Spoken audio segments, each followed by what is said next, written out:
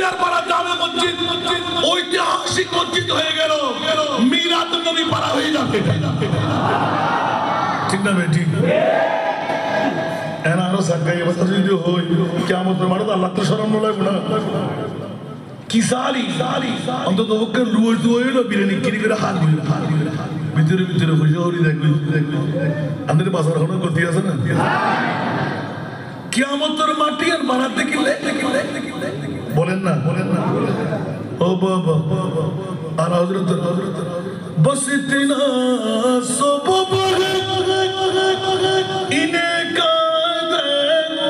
বস মে महशर का